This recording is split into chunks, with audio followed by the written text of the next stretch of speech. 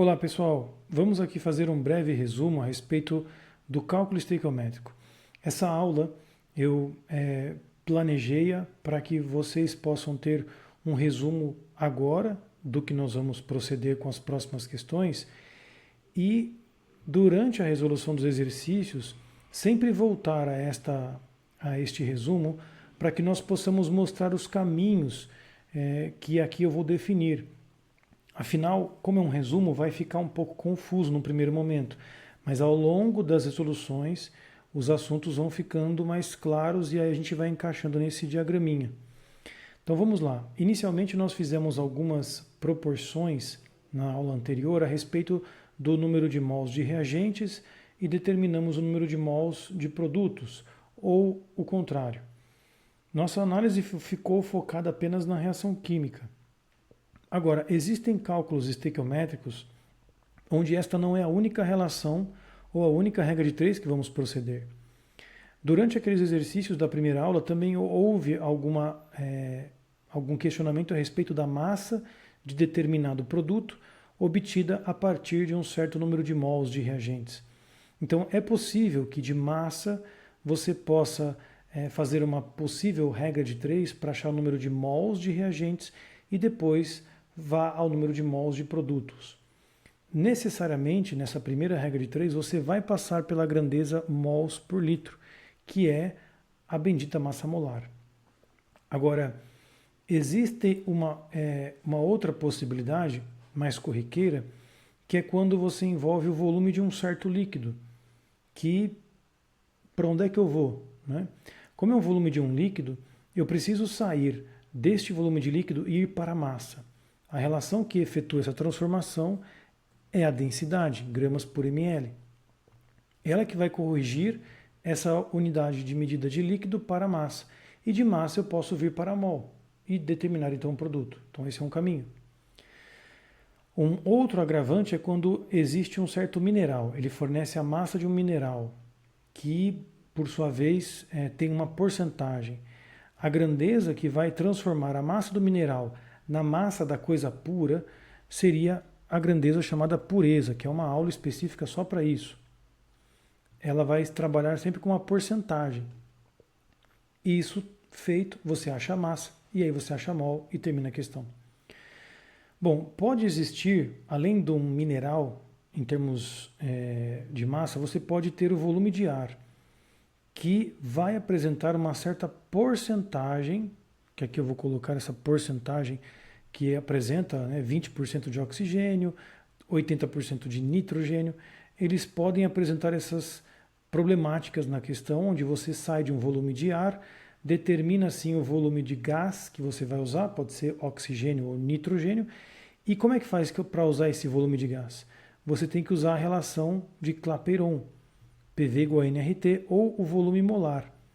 Então aqui eu vou redigir já a equação PV igual a nRT, sabendo que isso pode ser informado na forma de volume molar, ou seja, um volume por mol.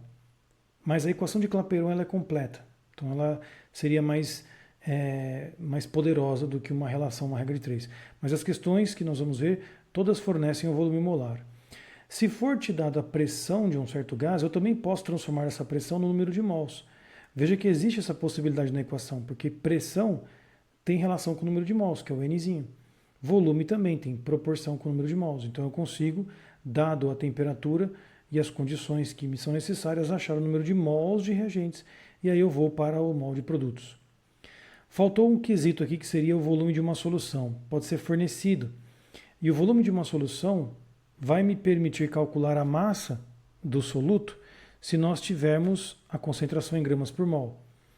Ou eu posso calcular o número de mols de reagente já direto se eu tiver a relação de mols por litro, que é a concentração molar. Essas relações elas têm seus truques matemáticos um pouco mais diferentes de regra de três. Mas a princípio, com uma regra de três simples, eu consigo sair do volume de uma solução e ir para a massa, da massa mol de reagente. Ou volume da solução já ir direto para mol, se foi me dado concentração em mol por litro. Tudo isso sendo feito, a gente pode chegar aos mols de reagentes que apresentam esse problema aqui, o tal do reagente em excesso ou limitante, que é um caso também particular que demanda uma aula própria só para isso. Então, por exemplo, pureza também é um conceito que demanda uma aula própria só para isso, que são dificuldades matemáticas específicas. Mas excesso limitante vai apresentar sempre 2 reagentes e eu só precisava de um para tirar a conclusão dos produtos. No fim da história, você vai chegar a mol de produtos, que pode ser a resposta. Mas, se você precisa da informação em gramas, você terá que fazer a relação de gramas por mol. Massa molar de novo, gramas por mol. Feita essa relação, você chega à massa do produto que você queria. Mas pode ser que você não queira terminar na massa do produto, mas sim na massa final, que demanda uma certa análise de rendimento. Pode ser que o produto que você está descobrindo é um produto idealizado, uma coisa teórica, e o rendimento ele vai criar uma porcentagem, ou vai efetuar um cálculo de porcentagem, separando a massa final, de fato, que vai ser calculada. É um valor menor. Você vai achar uma massa e essa massa vai diminuir porque tem uma porcentagem, uma fatia menor que tem a ver com o rendimento do processo. Também é um conceito complicado que deve ter uma aula só para isso.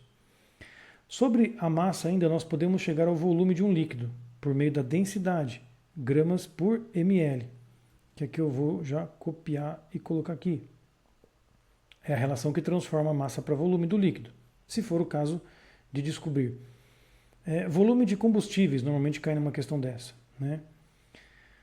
Mas como é um produto, dificilmente você vai cair em produtos líquidos. No geral, cai em gasosos ou massas, né, os sólidos. Se porventura você chegou a um produto gasoso, você pode calcular o volume desse gás ou a pressão que esse gás exerce por meio da relação de Clapeyron. De novo, ela aqui presente, PV igual a nRT. E ele vai dar as condições para isso. Por fim, meus caros, existe essa possibilidade, são questões dificílimas, em que ele pergunta o volume final, depois de uma explosão, por exemplo. E aí você tem que trabalhar com certas porcentagens que vão dar o resultado final. São pouquíssimas questões que eu vi trabalhando esses conceitos da PUC, a faculdade da Universidade Católica, né, Pontifícia Universidade Católica, às vezes caiu umas questões dessas.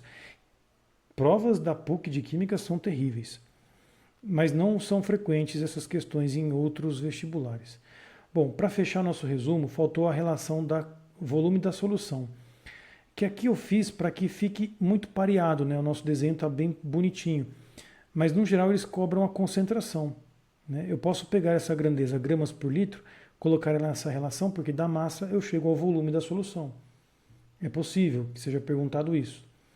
Ou eu posso determinar o volume da solução partindo da concentração, ou obtendo a concentração, né? Que são, como eu mencionei, questões um pouquinho mais específicas, que vão demandar uma atenção própria.